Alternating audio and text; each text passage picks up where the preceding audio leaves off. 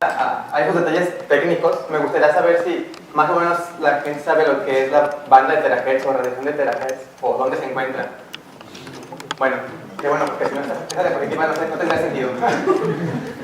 Bueno, la banda de terahertz se encuentra dentro del espectro electromagnético entre las microondas o las ondas de radio y el infrarrojo medio. Y bueno, esa es una técnica relativamente nueva. Lleva tal vez 30, 35 años desde que empezó su investigación de las aplicaciones de esta radiación, porque era muy difícil acceder a esta banda de radiación electromagnética. No era práctico, ya que esta radiación es alta frecuencia, es muy alta frecuencia si lo pensamos desde el punto de vista de las microondas, desde la electrónica. Entonces los dispositivos no estaban optimizados para emitir ese tipo de radiación. Y desde el punto de vista del infrarrojo, esta es una radiación de muy baja frecuencia, de una longitud de onda muy larga. Entonces, la energía de estos fotones de terahertz estaba muy por debajo del ruido térmico. Entonces, para poder acceder a esta banda desde el infrarrojo, teníamos que, los sistemas tenían que estar metidos en sistemas criogénicos, o sea, con temperaturas cercanas al cero absoluto, para poder remover todo ese ruido térmico y poder detectar la radiación de terahertz. Entonces era muy poco práctico acceder a esta banda hace 35 años, digamos. Pero bueno, desde que se inventó los láseres de femtosegundos, los láseres ultracortos, ya fue posible acceder a esta banda de radiación mediante un compromiso entre la electrónica y la óptica, como lo vamos a ver más adelante. Y bueno, desde que ya empezamos a trabajar con esta radiación, nos hemos dado cuenta de que la materia responde de unas formas bastante interesantes en estas frecuencias, ya que, por ejemplo, muchos plásticos o materiales opacos en el visible resulta que son transparentes en la banda de terahertz.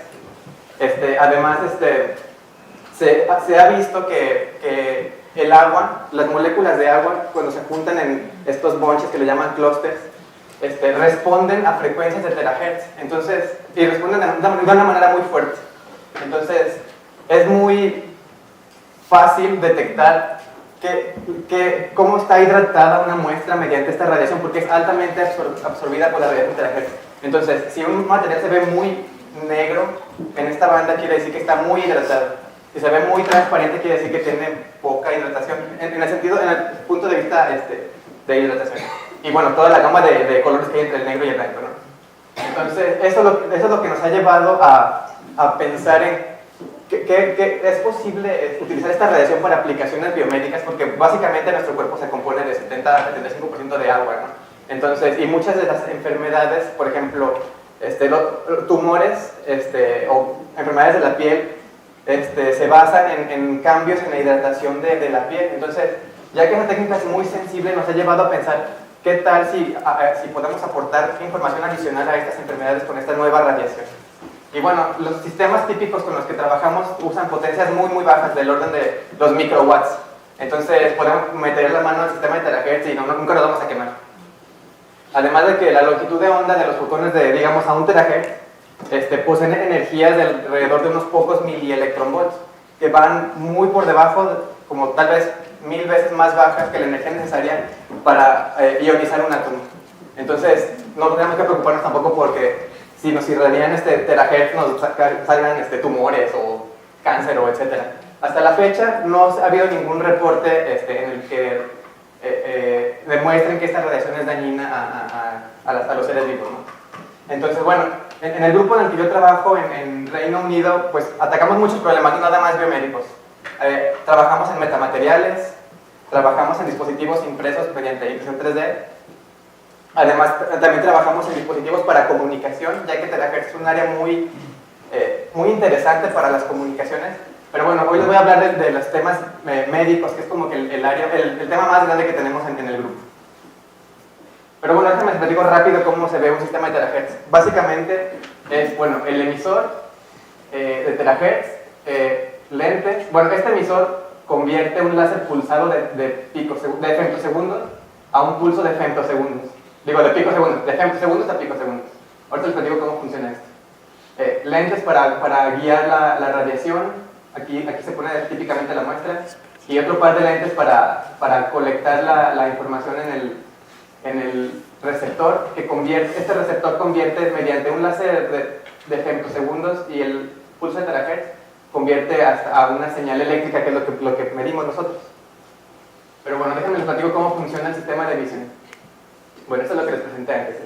Y bueno, lo que hay aquí dentro de este cilindro básicamente es una lente hiperhemisférica, que es por lo regular de silicio, un semiconductor, que típicamente en nuestros sistemas es de arsenuro de galio, y un par de electrodos. Esos electrodos son depositados aquí al semiconductor, y típicamente este gap es de alrededor de 10 micras. Entonces, bueno, ¿cómo funciona esta cosa? Pues resulta que podemos, que conectando este sistema, así como está, a una diferencia de potencial, que por lo regular son 20 volts,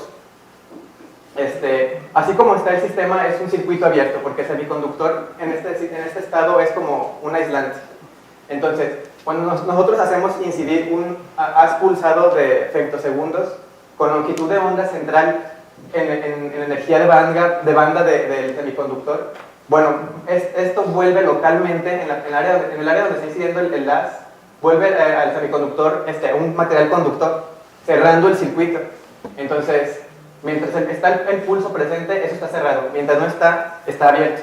Entonces, eso es como un switcheo rápido, que, bueno, ustedes saben que cargas aceleradas emiten radiación.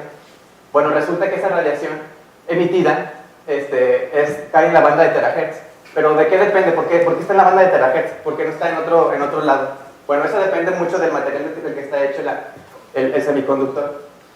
Bueno, aquí es una gráfica un poco traslapada, pero espero que lo veamos. Primero centrémonos en el pulso continuo. Así es como se ve típicamente un pulso de femtosegundos, como un haz gaussiano, ¿no? Cuando este haz gaussiano incide en el semiconductor, como les decía, crea portadores de carga, crea corrientes. Y bueno, esa corriente transiente se puede ver como la línea negra continua que está aquí. Que está aquí. Es como una gaussiana, pero un poco más achatada, más ancha. Si se fijan, incluso tenemos corriente, incluso aunque ya no está el pulso presente, y eso es por el tiempo de relajación de los portadores de carga. Es decir, cuánto tiempo tardan de la conducción a la no conducción. Todo esto pasa en el orden de algunos picosegundos. Esto es lo que nos da que esta antena, bueno, este sistema emite la banda de terahertz. Que toda esta relajación y excitación de cargas suceda en unos pocos picosegundos. Ustedes saben que si invertimos un picosegundo nos da 1 terahertz. Entonces, a eso se debe que la radiación emitida está en la banda de terahertz. Además, bueno, este método se le conoce como método de antena fotoconductiva. Y bueno, creo que lo de fotoconductiva ya queda un poco claro, ¿no? O sea, es fotoconductivo porque estamos excitando conducción mediante un haz óptico pulsado. Pero se llama antena porque esto cumple todas las condiciones necesarias para que lo podamos analizar como una antena. Es decir, si se acuerdan, el gap entre electrodos es de alrededor de unas decenas de micras. Y la radiación terahertz, digamos que está en algunas cientos de micras o incluso hasta 3 milímetros. Entonces, el gap es muy chiquito comparado con la radiación emitida. Y eso cumple todas las condiciones para poderlo analizar como una antena de dipolo pequeña.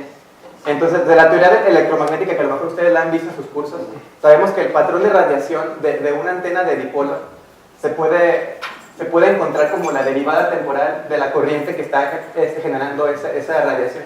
Entonces, si nosotros derivamos esta curva negra continua, obtenemos la que está aquí seccionada como punteada, ¿no? Esto es el pulso de terahertz. Entonces, me quise tomar el tiempo para mostrarles todo esto, porque de aquí en adelante vamos a ver un montón de pulsos como estos, de sube y baja. Entonces, me gustaría que entendieran por qué la radiación se ve de esta manera y no de otra. Y bueno, este pulso contiene muchísima información de frecuencia.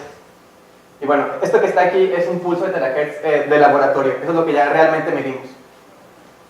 Esto es lo que vemos en la computadora. Tenemos una ventana temporal, que en este caso va de 5 a 20 picosegundos. Y bueno, no les voy a platicar hoy cómo se detecta esta radiación, porque ya me perdería mucho tiempo. Pero bueno, los que llevaron óptica ultrarrápida, si recuerdan los métodos de correlación, básicamente es una correlación entre el haz pulsado de femtosegundos y el pulso de terahertz. Pero bueno, esta técnica nos permite a diferencia de otras técnicas espectroscópicas, detectar el campo eléctrico como función del tiempo. En algunas otras técnicas solo permiten la amplitud del campo eléctrico. Y en este caso tenemos la amplitud con respecto al tiempo, que esto quiere decir que si le sacamos a esta cosa transformada de Fourier, podemos obtener amplitud. Saben que la transformada de Fourier es un número complejo, entonces la magnitud de ese número complejo es esto que está aquí y esto es la fase. Eso es muy importante porque la fase nos permite encontrar como el tiempo de vuelo, es decir, en qué momento llega el pulso de terahertz a nuestro receptor. Y eso nos permite, por ejemplo, hacer estilos de tomografías o ultrasonidos electromagnéticos. O sea, podemos analizar profundidades o incluso capas en muestras debido a nada más analizando el tiempo de arribo de cada eco de radiación de terahertz. Pues bueno, eso es muy interesante y muy importante en esta técnica que nos ayuda a encontrar parámetros muy importantes de muestras, sobre todo el índice de refracción complejo. Con estos dos números, este y este, podemos encontrar el índice de refracción complejo de una muestra que es muy interesante, más adelante lo vamos a ver. Pero bueno, esto es lo que les mostré antes, amplitud en tiempo del campo eléctrico y bueno, esa es la amplitud de la transformada de Fourier. Aquí tenemos, aquí vemos que este pulso que les estoy mostrando contiene información desde, digamos, 100 GHz a 4 terahertz. Y bueno, no les platiqué, pero convencionalmente la gente toma que la banda de terahertz va desde los 100 GHz hasta los 10 terahertz. Todo lo que pasa más afuera de eso ya no es radiación de terahertz. Pero bueno, estos sistemas convencionales que usamos en el laboratorio pueden llegar hasta 5 terahertz, pero solo si lo alineamos muy bien. Pero como no lo hacemos, no, sí lo hacemos, pero típicamente esto va hasta 4 terahertz. Y bueno, esto es como se ve un pulso de terahertz que incluso se parece mucho a lo teórico, pero resulta que el vapor de agua en donde estamos trabajando, por ejemplo aquí, si ahora hiciéramos una medición de terahertz, resulta que no veríamos esto, veríamos esto. Porque resulta que el vapor de agua, las moléculas de vapor de agua tienen frecuencias de resonancia en la banda de terahertz. Entonces, esas resonancias quitan energía a ciertas frecuencias del pulso y lo transforman en esto. Aquí podemos ver que hay un pico de absorción en, pues, tal vez cerca de 0.5 terahertz. Aquí hay un doblete cerca de 1.1, etc. Entonces, si queremos mediciones precisas, tenemos que agarrar nuestro sistema y meterlo en una caja y purgarlo ya sea de aire comprimido, de nitrógeno, o incluso algunas personas trabajan con vacío. Es decir, reemplazar este vapor de agua, este vapor de líquido que tiene estas frecuencias, esta resonancia por un líquido, por un gas no polar, para poder obtener esto que está acá. De aquí en adelante les voy a mostrar solamente mediciones de este tipo porque para nuestros experimentos no es práctico meter nuestro sistema en una caja. Entonces, bueno. Típicamente las mediciones de terahertz se hacen de dos maneras. La primera es tomar un pulso que le llamamos de referencia. Esto es un pulso, esto es nada más grabar cómo se ve el pulso de terahertz que sale del emisor al receptor, sin nada en medio. O sea, simplemente cómo emite nuestro sistema, qué forma tiene. Y después hacemos algo que se llama medición de muestra, que esto es básicamente enviar el pulso de terahertz a través de nuestra muestra y detectar en este lado cómo cambió nuestro pulso de terahertz debido a esta interacción con la materia. En algunas ocasiones es muy difícil encontrar la transmisión del pulso de terahertz porque la muestra es muy absorbente o muy gruesa. Entonces lo que tenemos que hacer es detectar el haz que se refleja de este lado, o sea, poner el receptor de este lado y detectar esto. En todos nuestros resultados que les voy a mostrar ahora están hechos en reflexión porque son mediciones biomédicas, o sea, son aplicaciones en piel. Es imposible penetrar radiación de terahertz a través de un brazo, por ejemplo. Entonces todo tiene que ser en reflexión. Y además, como les decía, el cuerpo tiene muchísima agua. Entonces, solamente podemos analizar con esta radiación de terahertz unos pocos milímetros de la piel, que es en donde pasan muchas complicaciones o padecimientos de la piel. Entonces, bueno, para analizar esta señal, básicamente, ustedes saben que en un sistema lineal tenemos una salida para una entrada en particular, y bueno, H puede ser la función de transferencia de nuestro objeto o nuestra planta o lo que sea. Y bueno, estos sistemas se modelan de esta manera. O sea, la salida es la integral de convolución o la convolución de la entrada y y la función de transferencia. A lo que a nosotros nos interesa es simplemente la H, porque queremos saber cómo responde nuestra muestra independientemente de las entradas. Entonces, para poder despejar H, ustedes saben que pueden hacer transformada de Fourier y esto se convierte en un producto de la transformada de Fourier de X por la transformada de Fourier de H. Y esto es igual a la transformada de Fourier de Y. Pues haciendo un poco de matemáticas podemos obtener esta parte, en donde esto es la transformada de Fourier de la entrada sobre de la salida entre la entrada. Que en nuestros términos de lo que estamos hablando ahora era la transformada de Fourier del pulso de muestra entre el pulso de referencia. Y ahora sí, ya estamos listos para empezar a nuestros experimentos. Así es como empezamos a hacer nosotros nuestros experimentos. Tuvimos que encontrar una manera de poder alinear nuestro brazo para poderlo analizar de alguna manera que no se moviera y que estuviera la superficie relativamente plana para no perder alineación. Entonces lo que seleccionamos fue usar una ventana de cuarzo, que resulta que el cuarzo es muy transparente a terahertz. O sea, no hay mucha absorción. Es más, hay cero absorción en estos materiales a la banda de terahertz. Entonces aquí tenemos nuestro emisor, el lente para enfocar, otro lente para colectar y el detector.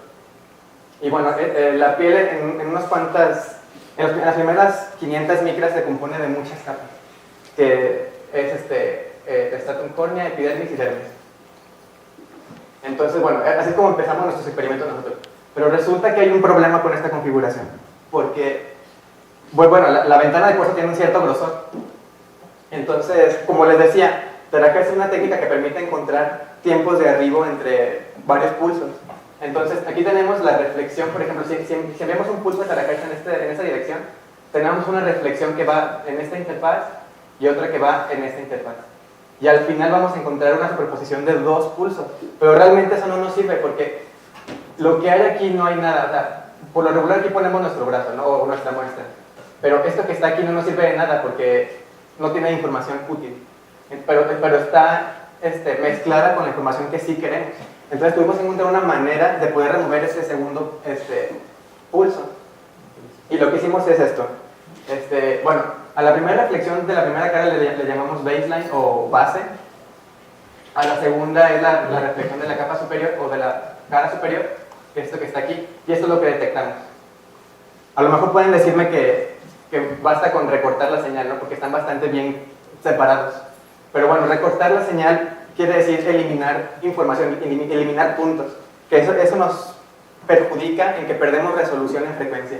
O sea, si hacemos transformada de Fourier de una señal más pequeña, la transformada de Fourier va a estar muy pobremente muestreada. Entonces vamos a perder información de frecuencia. Si es que tuviéramos una línea muy delgadita de resonancia. Entonces, entre más información podamos quedarnos mejor. Entonces lo que hemos hecho fue agregar una segunda ventana de cuarzo aquí para retrasar más el segundo pulso. O sea, dentro de nuestra ventana temporal que ya les habíamos dicho, ahora solo vamos a poder tener esto que está aquí, la primera reflexión, porque que está acá tarda tanto en llegar que ya no lo vemos en la computadora. A lo mejor llega en un tiempo mucho después, pero ya está, como está fuera de nuestro rango temporal que podemos medir, ya no importa. Entonces, con esta medición de con la segunda ventana de cuarzo, tenemos esta medición de acá. Y sin esta segunda ventana de cuarzo tenemos esta que está aquí negra. Entonces, si a esta le restamos esta, obtenemos nada más la reflexión de la cara superior. Y entonces ahora sí ya resolvemos el problema de la segunda reflexión. Ahora sí estamos listos para hacer nuestras mediciones. Entonces, bueno, aquí formamos la función de transferencia, que es la función de transferencia medida, que básicamente es el campo eléctrico de muestra menos la base, el pulso en el aire menos la base, y bueno, a todo le sacamos la transformada de Fourier. Esto que está aquí lo podemos modelar teóricamente como los coeficientes de Fresnel de reflexión de la interfaz cuarzo muestra sobre cuarzo aire. Y bueno, así es como se ven, donde este es el índice de refracción complejo del cuarzo, el ángulo del cuarzo. Ese es el que nos interesa, el índice de refracción de la muestra, ya que el índice de refracción de una muestra está íntimamente ligado con las propiedades, por ejemplo, de humedad o incluso cuántas capas tiene. Entonces, esto no lo conocemos y tampoco conocemos el ángulo de incidencia dentro del material que está aquí. Entonces, y bueno, tampoco, en principio tampoco conoceríamos esta que está aquí, solo conocemos el ángulo de incidencia con el que emitimos nuestro pulso de terahertz. Entonces tenemos, se puede decir que 1, 2, 3 incógnitas. Entonces para eso utilizamos las leyes de Snell, en donde aquí tenemos tres incógnitas y tres ecuaciones. Esta es una, esta es otra y esta es otra. Entonces ya podemos resolver nuestro sistema de ecuaciones y compararlo. Esto que está aquí lo comparamos con lo que medimos y obtenemos el índice de refracción de la muestra. Y bueno, ya tenemos también modelos en los que, en base a cierta teoría que le llaman medio efectivo, podemos predecir el índice de refracción de una muestra dada la hidratación que tiene. Y bueno, así como se ve ya realmente nuestro experimento, ¿no? La ventana de cuarzo, emisor y detector y el par de lentes. Entonces ya creo que parece que ya estamos listos para ahora sí hacer nuestras mediciones, ya que corregimos el problema de la ventana de cuarzo. Pero resulta que no. Nos dimos cuenta que hay algo muy problemático en estas mediciones biomédicas, porque cada que nosotros ponemos nuestro brazo en la ventana de cuarzo, resulta que los poros se tapan. Y como los poros se tapan, ya dejan de transferir agua con el ambiente. Entonces empieza a acumular agua y agua y agua y agua. De manera que ahora la medición de terahertz nos va a dar una cantidad de agua superior a la que en verdad tenía nuestra muestra, por este efecto de que tapamos los poros. Eso se le conoce como oclusión. Entonces, aquí les muestro el pulso de terahertz en el minuto 0, que está aquí el rojo. Todos esos pulsos llegan al mismo tiempo, pero los movimos horizontalmente nada más por claridad. Bueno, es el pulso de terahertz en el minuto 0, 2, 4, 6 hasta 20. Si se fijan, hubo una reducción importante en la amplitud. Eso nos va a traer errores debido a que, como les decía, esta técnica es muy sensible al agua. Entonces, si nuestro pulso de terahertz se modifica por cierta error experimental, pues vamos a obtener valores erróneos. Y bueno, aquí esta gráfica que está aquí es la amplitud pico a pico de cada uno de estos pulsos, desde el minuto 0 hasta el 20. Entonces, si se fijan, aquí hay algo muy interesante, porque este decremento en la amplitud sigue una tendencia exponencial. Incluso aquí podemos ver que hay una reducción importante de la amplitud pico a pico, incluso los primeros 30 segundos de medición. Entonces, tenemos que encontrar una manera de poder remover esos efectos que no queremos. Entonces, lo que decidimos, dado esta tendencia que hay aquí en el amplitud pico a pico, fue ajustarle una curva exponencial, en donde, bueno, las betas son constantes, igual tau, y esto que está aquí toma en cuenta que nuestra piel pues no es uniforme, puede tener ciertas imperfecciones, etc. Entonces, en base a esto, hicimos una imagen de nuestro brazo. Simplemente montamos nuestro sistema de terahertz en un par de plataformas XY, de manera que pudiéramos mover nuestro sistema en toda la sección transversal de nuestro brazo. De esta manera formamos píxel a píxel una imagen a diferentes tiempos, desde 0 minutos hasta 20 minutos. Y bueno, los colores son la amplitud pico a pico de las señales reflejadas. Si se fijan, aquí es claro cómo la amplitud pico a pico cambia desde un valor cerca de 3.6 hasta 2.8. Bueno, esto que está aquí, utilizamos a 5 personas para hacer nuestras mediciones, y estos que están aquí son las curvas ajustadas. No sé si ustedes recuerdan el parámetro R que utilizamos cuando ajustamos una curva a datos experimentales. Este parámetro nos dice que también se ajustó nuestra curva teórica con los datos experimentales. Un parámetro R cerca de 0 quiere decir que no se parece en nada a lo que queremos ajustar con nuestros datos. Y un parámetro R igual a 1 quiere decir que el ajuste fue perfecto. Bueno, en este ajuste que hicimos nosotros con nuestros datos experimentales, este parámetro R resultó de 0.97, que quiere decir que esta ecuación realmente se ajusta a los efectos de oclusión del pulso de terahertz. Entonces, lo que hacemos con este sistema es que, dada una medida con oclusión, ajustamos esta curva exponencial de manera que podamos hacer una regresión hacia el minuto 0. O sea, dada una medida ocluida de esta parte, podemos ajustar y regresarnos a cómo estaba en el minuto 0. Y bueno, Aquí les presento cómo se ve el índice de refracción a tres diferentes frecuencias, perdón. Desde 0.2, 0.4 y 0.6 terahertz. El índice de refracción a tres frecuencias diferentes como función del tiempo. Entonces, el índice de refracción real de nuestra muestra es el que aparece en el minuto 0, esto que está aquí. Pero conforme pasa el tiempo, ese índice de refracción va cambiando. Entonces, si se fijan, bueno, esto que está aquí abajo es la diferencia entre cualquier punto de aquí, de esta curva, menos el primero, que es el del real. Entonces es, digamos, el segundo menos el primero entre el primero. Y luego el enésimo menos el primero entre el primero. Y así nos vamos con todas las curvas, ¿no? Entonces aquí podemos ver cómo el índice de refracción ha cambiado incluso 15% debido a estos efectos de oclusión. Y bueno, esto que está aquí es el coeficiente de extinción. Recuerden que el índice de refracción es un número complejo. Entonces tenemos parte real y parte imaginaria. Entonces esto también podemos demostrar que cambia con respecto al tiempo. Y aquí tenemos el cambio, ¿no? Que también llega a ser hasta incluso 15% después de 20 minutos de tener nuestro brazo puesto en la ventana de cuarzo. Entonces, bueno, haciendo este ajuste que les decía de ajustar el exponencial y regresarnos a como estábamos al principio, ahora podemos corregir esa oclusión en cualquier momento de tiempo. Estas son las imágenes desde el tiempo 0 minutos hasta el 20 minutos. Si se fijan, ya regresamos, corregimos ese efecto de oclusión y ya todo presenta un amplitud pico de 3.6. Entonces, ahora sí parece que ya estamos listos para ahora sí mediciones reales de piel, porque ya corregimos la oclusión y el efecto de la ventana de cuarzo. Bueno, pues resulta que todavía no, porque hay otro factor que tenemos que controlar y esa es la presión con la que empujamos la ventana de cuarzo, ya que imagínense que nuestro brazo es un sistema de muchas capas que están en el modo relajado en esta configuración. Cuando presionamos nuestro brazo contra la ventana de cuarzo, esas capas se contraen, se comprimen, haciendo la piel más densa y la cantidad de agua mayor, porque todo está ahora más compactado. Entonces, resulta que, bueno, esto que está aquí son los pulsos de terahertz a diferentes presiones. Lo que hicimos fue colocar un sensor de presión, que esté por aquí, esto que está aquí. Colocamos un sensor de presión en nuestra ventana de cuarzo y grabamos cómo se ve el pulso de terahertz a diferentes presiones.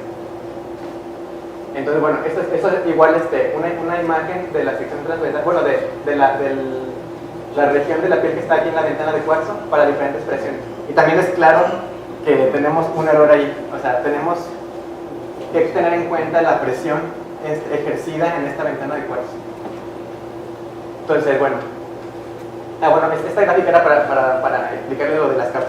O sea, cuando presionamos contra la ventana de cuarzo, eso se va haciendo más denso. Y bueno, esto que está aquí es la cantidad de hidratación como función de la penetración dentro de la piel. Entonces, este es típicamente el grosor del stratum corneal, que es alrededor de 20 micras.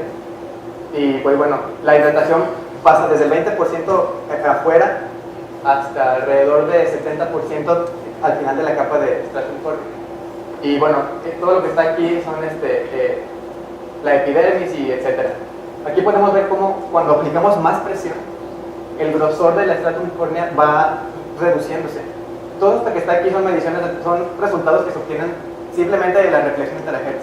Porque como les decía, en base a la reflexión podemos nosotros determinar cuánta agua tiene la muestra y cuántas capas forma nuestra muestra y cuánta agua tiene cada capa de la muestra. Entonces, cuando presionamos cada vez más nuestro brazo con la ventana de cuarzo, este grosor se va viendo cada vez más pequeño, ¿no? Como se espera. Y además aquí vemos como el índice de refracción, este es el índice de refracción a una sola frecuencia, que es 0.4 terahertz. Entonces vemos como el índice de refracción se incrementa debido a la presión. Y bueno, esto es como el grosor del stratum corneal se reduce debido a la presión. Entonces, es un factor que hay que tomar en cuenta en nuestras mediciones. Y lo que hemos hecho para corregirlo fue agarrar el sensor de presión que teníamos, conectarlo a nuestro sistema de terahertz, y cada que la presión está en un valor aceptable, que en este caso es 1.5 newton sobre centímetro cuadrado, cada que la presión está dentro de este rango aceptable, mandamos una señal al sistema para que tome la medición, disparamos la medición. Entonces de esa manera nos aseguramos que cada medición está a la misma presión. Y bueno, como es una medición rápida, también ahora podemos eliminar los efectos de oclusión, porque solo es una medición que toma alrededor de 2 segundos. Bueno, antes de pasar a la siguiente, hay otro problema que no les comenté porque es un problema muy... eso depende de cómo hagamos los experimentos. Porque resulta que también cuando presionamos nuestro brazo contra la ventana de cuarzo, pues bueno, el cuarzo es un material rígido, pero la estructura en la que está montada también es rígida, pero por el tamaño que tiene, se llega como a flexionar un poco. Entonces, cada que presionamos nuestro brazo con la ventana de cuarzo, empujamos un poco hacia abajo esto, lo que hace que la referencia y la muestra no lleguen al mismo tiempo. La referencia en este caso es un pulso reflejado en la ventana de cuarzo sin muestra. Y la muestra es cuando ya ponemos nuestro brazo. Entonces, se supone que deberían llegar al mismo tiempo. Pero como presionamos nuestro brazo contra la ventana de cuarzo y la empujamos hacia abajo, digamos, el pulso de referencia llega a los 10 picosegundos. Y cuando presionamos esto, hacemos que la distancia entre el emisor y detector y la ventana se reduzca. Entonces, el segundo pulso de muestra llega antes, digamos, a los 5 picosegundos. Y como ya no llegan en fase, eso nos provoca mucho problema al momento de extraer la cantidad de hidratación. Entonces, buscamos una manera de corregir ese problema todavía. Y lo que hemos encontrado es la solución en una técnica que le llaman elipsometría. A lo mejor los que trabajan aquí en polarización conocen un poco esto. Básicamente, en esta técnica podemos encontrar nuestra función de transferencia sin necesidad de tener este pulso de referencia. Simplemente lo que hacemos aquí es enviamos nuestro haz de terahertz a 45 grados. Bueno, porque tampoco les platiqué. El haz de terahertz que se emite de las antenas fotoconductivas tiene polarización lineal en dirección de la antena, en esta dirección. Entonces, si rotamos nuestra antena a 45 grados, obtenemos polarización a 45 grados. Lo hacemos pasar por un segundo polarizador para limpiar un poco más nuestra señal y la hacemos incidir en la muestra.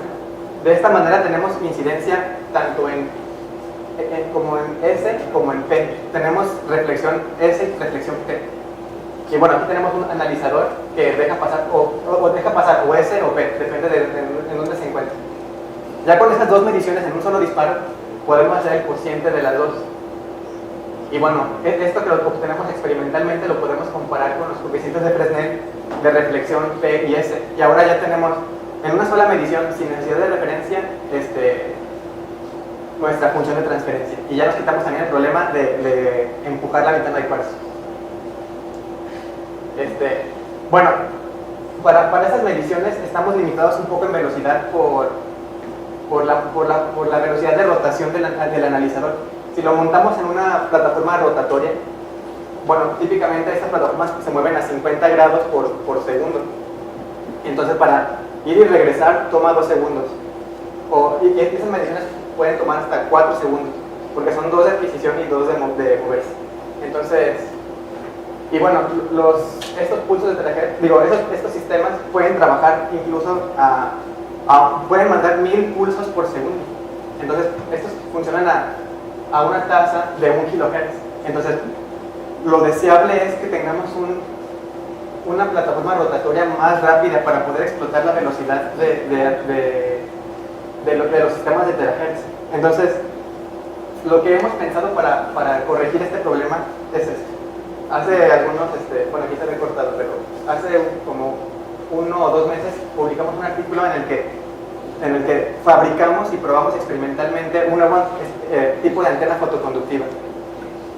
Esta se compone de 4 antenas fotoconductivas, 2 en esta orientación y otras 2 en esta orientación, conectadas a dos voltajes independientes y 2 tierras independientes, ¿no? Aquí está el grano para vertical y grano para horizontal. Bueno, resulta que si solamente aplicamos voltaje en la parte vertical, solamente vamos a activar este píxel, digamos, y este que está aquí, emitiendo radiación vertical. Si solamente prendemos el horizontal, vamos a encender este y este. lanzando polarización horizontal. Y si jugamos con los voltajes entre los dos, podemos enviar polarización a cualquier ángulo de incidencia, desde 0 a 90 y con toda la gama que hay en medio, ¿no? Y bueno, de esa manera, pues ustedes saben que podemos conmutar voltajes muy rápidos, hasta frecuencias del megahertz. Entonces, de esta manera podemos switchar entre vertical y horizontal muy rápido, de manera que podamos hacer mediciones en tiempo real. Para analizar esta estructura, para analizar cómo emite esta estructura, lo que hicimos es, como les decía, todo esto cumple las condiciones necesarias para ser analizado como una antena de dipolo, una antena pequeña de dipolo. Entonces, lo que hicimos nosotros fue colocar dipolos electromagnéticos en cada una de estas partes, tanto horizontal como vertical, y ver cómo se ve el campo eléctrico a cierta distancia. En este caso fueron 5 centímetros, que es la distancia en la que aparece nuestro primer sistema óptico, que son espejos parabólicos. Entonces, bueno, así es, básicamente es una representación muy burda, pero básicamente aquí hay muchos dipolos que propagamos a lo largo de esa dirección perpendicular a la antena, y detectamos cómo se ve el campo eléctrico a cierta distancia.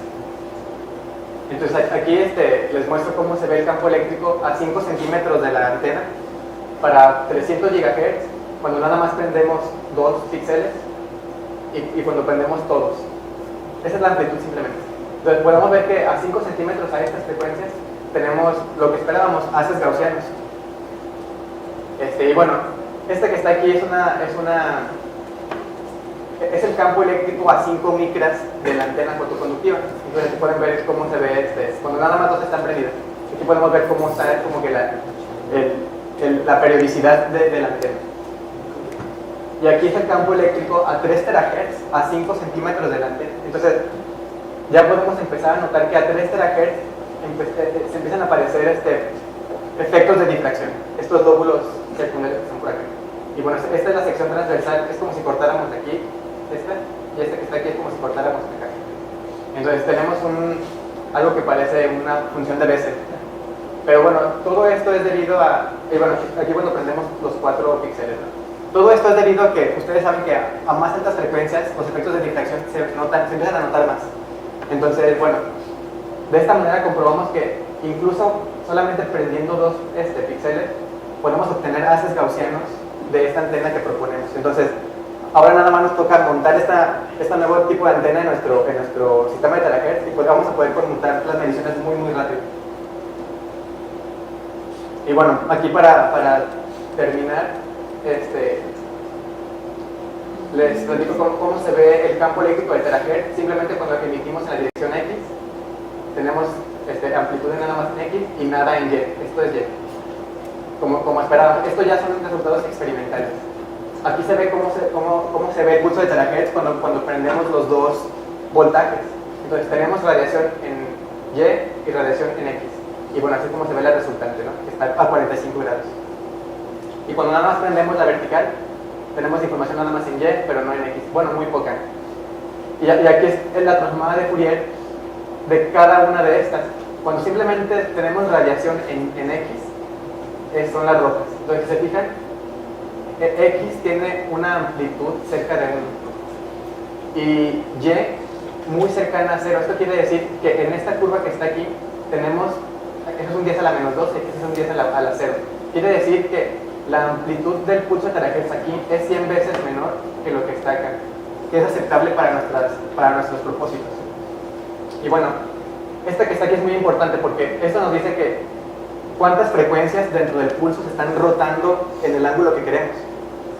En esta gráfica, la verde, quiere decir que las frecuencias que se están rotando 90 grados van desde aproximadamente 200 GHz hasta 5 terahertz. Eso quiere decir que nuestro dispositivo es broadband, o bueno, no sé cómo funciona para varias frecuencias.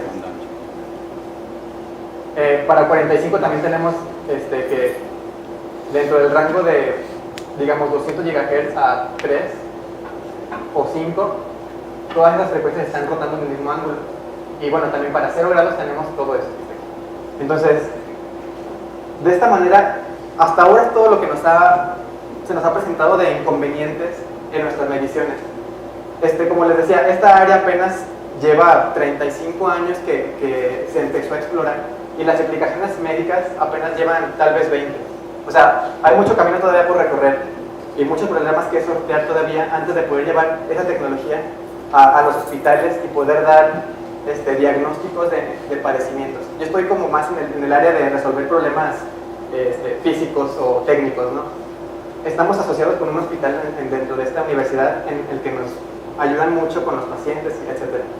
Pero antes de poder ya pedir que nos den el número de personas voluntarias, tenemos que resolver todos esos problemas que nos están apareciendo. Entonces, hasta ahora, parece que hemos resuelto todo lo que se nos ha puesto enfrente, pero ¿habrá otra manera de resolver esto? O sea, ¿cómo podemos eliminar el hecho? Porque todo esto que hemos presentado es porque estamos presionando contra una ventana de cuarzo, que fue con lo que iniciamos la presentación. Creo que todo esto se deriva de estar presionando con esta ventana. Entonces, hemos estado pensando, ¿hay alguna manera de poder eliminar esta ventana de cuarzo y poder seguir teniendo mediciones precisas y alineadas y etcétera? Bueno, recientemente, hace algunos meses, nos hemos empezado a asociar con lo que le llaman la Escuela de Ingeniería. Es un departamento que está cerca de física, en donde son personas que saben mucho de robótica. Ellos pueden hacer sus propios robots, incluso los imprimen con impresoras 3D. Entonces hemos pensado, ¿qué tal si agregamos un brazo robótico a nuestro sistema de terahertz? De esta manera podemos hacer mediciones de no contacto, no ocupamos poner nuestro brazo, digamos, sobre una ventana de cuarzo. Simplemente relajarlo en algún lugar y que el brazo robótico se alinee y tome la medición precisa en el lugar que queremos. Esta idea ya viene de... Bueno, este video no se reproduce, pero esto ya es un producto comercial. O sea, dentro de la industria automotriz en el Reino Unido hay sistemas ya de terahertz montados en estos brazos robóticos que permiten la determinación de grosores e índices de refracción de capas de pintura utilizada en la industria automotriz. Entonces, pero esto es un problema, bueno, para nosotros, porque bueno, una pieza de un carro como esto que está aquí es relativamente plana, además es estático, o sea, no se va a estar moviendo o lo que sea. Y pues si vemos nuestro brazo, no es nada plano y pues podemos tener movimiento involuntario cada que estamos midiendo, ¿no? Entonces ahora la pregunta es, ¿cómo estamos resolviendo esa parte de alineación en una superficie curva? ¿Qué algoritmos estamos usando para compensar la curvatura del brazo? Sobre todo, y algo muy importante, ¿cómo estamos compensando el movimiento de las personas que es involuntario? O sea, podemos estar así un momento, pero tal vez nos podemos mover. ¿Qué es lo que estamos haciendo ahora para llevar esa tecnología un paso más allá? Bueno, eso se lo voy a platicar cuando me vuelvan a invitar.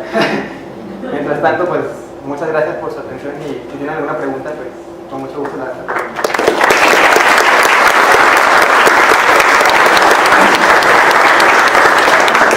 Bueno, yo creo que son como 15 minutos de preguntas y si hay más que se quieren quedar, pues más.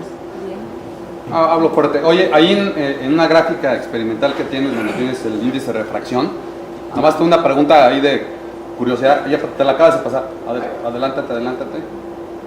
Esa mera. ¿Por qué ahí a 3, en valor de 3, tu valor experimental, tu barra experimental es tan pequeña?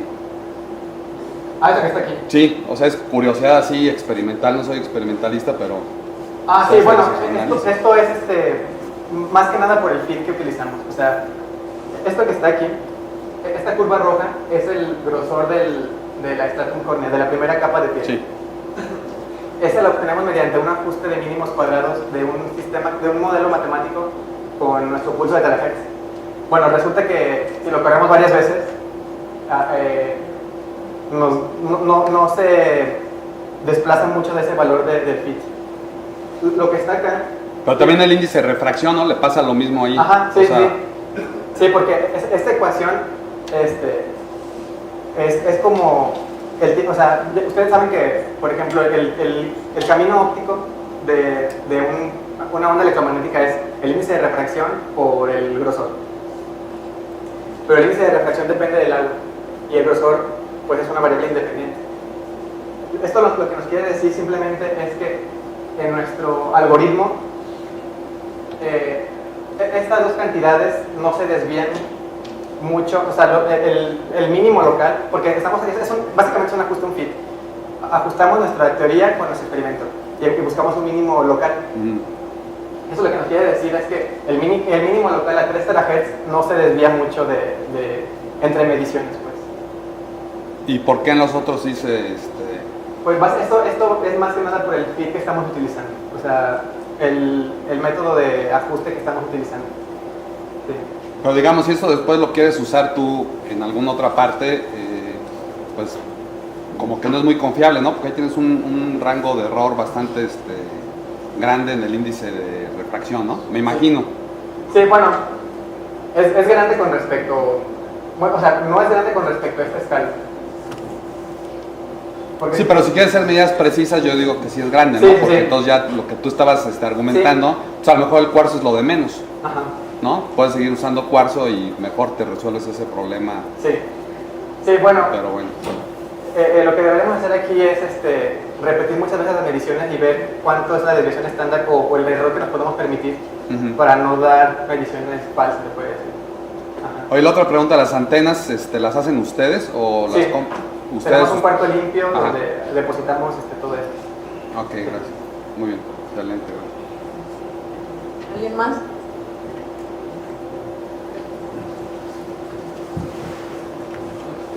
Sí, buenas tardes. Había mencionado que en su grupo también trabajan con otros proyectos con terahertz, Sí, entre ellos metamateriales. sí.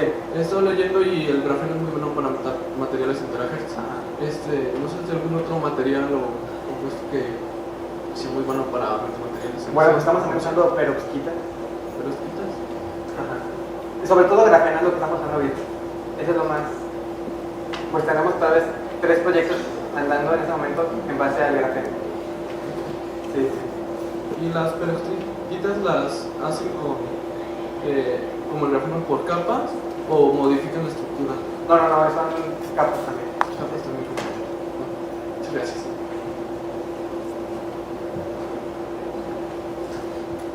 Hola Arturo. Hola. Oye, hablaste como de la presión adecuada que tenías y dijiste que era 2.5, pero... Bueno, pero- 1.5. ¿Cuánto, perdón? Que saca la primera, 1.5.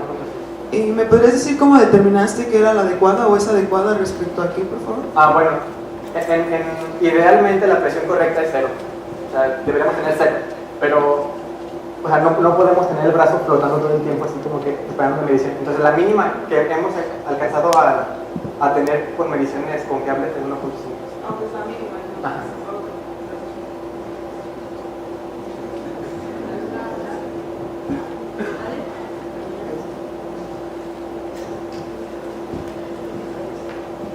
A ver si se oye. Sí. Supongo que se considera este tipo de equipo eventualmente se sale. ¿Qué van a hacer con el láser de efecto? Es una cosa muy cara, ¿no? Va a ser, digo, aquí se han hecho diversas aplicaciones y pues a veces pienso que sale más caro el caldo que las albóndigas, no sé. Sí. Comparado con otras tecnologías, ¿qué se ve de esto, de fuentes de terahertz a futuro que sean razonablemente económicas? Sí, pues eso es algo real, es una realidad que todavía los sistemas de terahertz son muy caros y por eso mucha gente prefiere irse a técnicas viejas o ya muy bien establecidas como ultrasonido o Raman o lo que sea, o no sé, otras técnicas que terahertz, pero actualmente se está trabajando en poder eliminar láser de femtosegundos reemplazándolo con otro tipo de tecnología como por ejemplo los diodos multimodo. Resulta que hay por ahí gente que trabaja en sistemas que reemplazan completamente el láser pulsado de femtosegundos por un láser multimodo, en el cual hacen un batido de todos los modos emitidos por estos diodos, de manera que puedan no hacer un pulso de femtosegundos, pero sí una correlación. Es que es algo un poco muy complicado de explicar, pero se puede reemplazar este láser de femtosegundos por diodos multimodo, pero para frecuencias muy por debajo del 5 terahertz. O sea, estos diodos pueden trabajar simplemente digamos, de 100 gigahertz a tal vez a lo más 1 terahertz. Pero bueno, todo lo que les presento aquí está muy por debajo de un terahertz. Entonces es posible poder reemplazar estos sistemas de segundos con diodos multimodo para aplicaciones biomédicas en este caso. Pero es una tecnología que todavía se sigue estudiando. La última pregunta.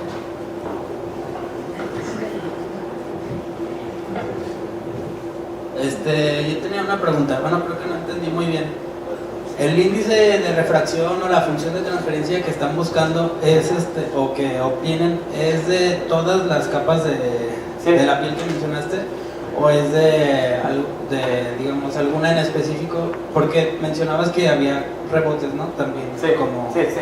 Sí. Tú puedes formar esta función de transferencia con los diferentes coeficientes de Fresnel y diferentes grosores. Es decir, tú tienes una capa aquí, entonces tienes aquí la reflexión de la primera capa multiplicado por la propagación, multiplicado por el segundo coeficiente de Fresnel, y luego la propagación de la siguiente capa, y luego así te vas.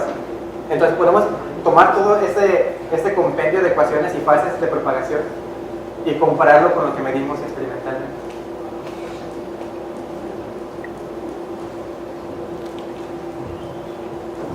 Pues yo creo que ya sería todo y le agradecemos a...